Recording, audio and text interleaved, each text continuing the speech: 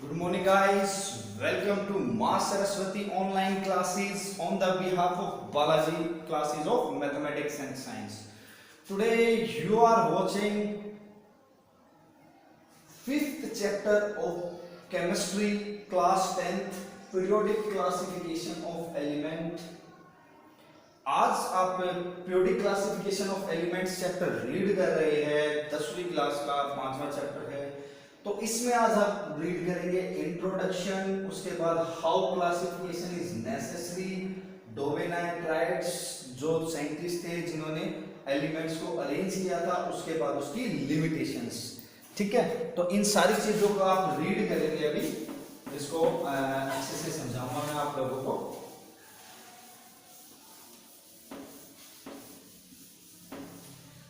Okay guys, start करते हैं। सबसे पहले मैं इंट्रोडक्शन में आपको बता दूं, at present 117 elements are present on earth crust, out of which 91 is present on earth and remaining are discovered और रिसर्च्ड बाय आर्टिफिशियली और बाय साइंटिस्ट।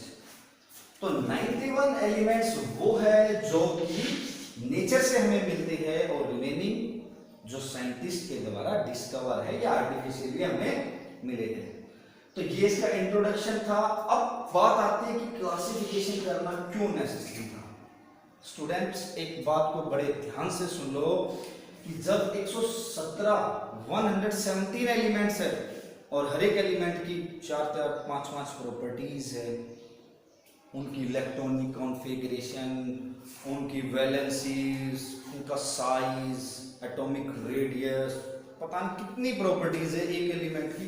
तो इतनी सारी प्रॉपर्टीज को लर्न करना अलग अलग बहुत प्रॉब्लम क्रिएट हो जाती है। तो उस प्रॉब्लम से निजात पाने के लिए साइंटिस्टों ने सोचा क्यों ना कुछ ऐसा किया जाए जिससे कि सिमिलर प्रॉपर्टीज वाले एलिमेंट को एक ग्रुप में रख दिया जाए, जिससे इन एलिमेंट्स की प्रॉपर्टीज को लर्न करने में आसानी हो।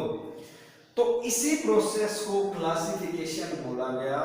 और इस क्लासिफिकेशन में जो सबसे पहले पार्टिसिपेट करने वाले साइंटिस्ट थे वो थे डोबेनायर, जिन्होंने अपना नाम बताया डोबेनायर। 1823 में डोबेनायर ने अपना पहला रूल दिया था क्लासिफिकेशन ऑफ एलिमेंट्स, जिसको बोला जाता है डोबेनाइट्राइड्स। जी हाँ, ट्राइड्स यहाँ पर ट्राई से कुछ होगा, 3 से कुछ होगा, देखते हैं कैसे।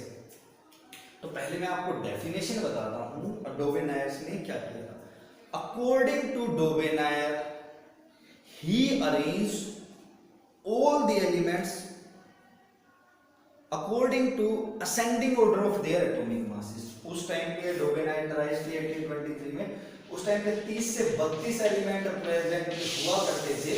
तो इसने क्या किया, इन्होंने किया कि सारे एलिमेंट को अरेंज कर दिया ascending order of their atomic masses. चलो ट्राई करते हैं। 1 2 3 4 5 6 7 8 9 10 11 12 13 14 ड्रॉ ऐसे ही सोन। यहाँ पे उसने ए बी सी इसकी जनरली क्लासिफिकेशन कर दी थी एलिमेंट्स की। ठीक है, तो ऐसे ही नाम चलता गया। तो डोबेनाइट्राइड्स ने क्या किया, तीन एलिमेंट का ग्रुप बना लिया। ध्यान रखो, ट्राइड्स का मतलब क्या है, 3। अब ये लो, इनका लो बोलता क्या है, क्या कहता है, पहले मैं लो को इंग्लिश में आपको एक्सप्लेन करता हूं, उसके बाद मैं यहां समझाता हूं। According to Dobereiner triads atomic mass of first and third element, जो पहले और तीसरे एलिमेंट का एटॉमिक मास है, उसका अगर मैं अर्थमेटिक मीन निकालूं तो वो सेकंड वाले एलिमेंट के इक्वल होगा। The arithmetic mean of second element is equal to first and third. ठीक है, तो इसको हम देखते हैं, अच्छे से समझते हैं। एग्जांपल के द्वारा मैं आपको समझाता हूं।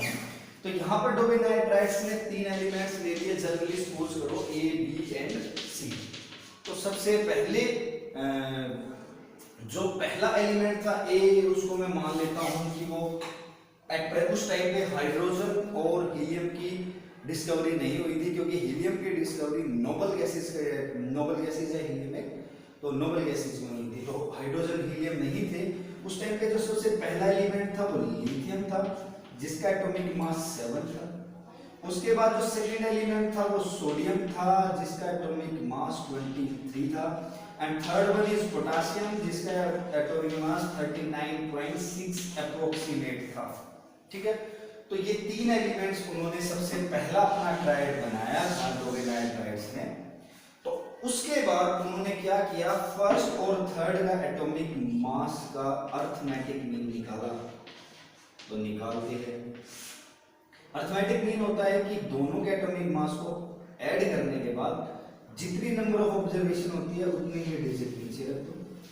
तो ये उनका आ जाएगा 46.6 अपॉन 2 23.4, जो कि अप्रोक्सीमेट इक्वल था सेकंड वाले एलिमेंट के एटॉमिक मास के। तो ये डोबेनाइल ट्राइड्स का लॉ था। इसने ऐसे ही 3 ट्राइड्स बनाए थे। 3 ट्राइड्स में ये सक्सेस रहा।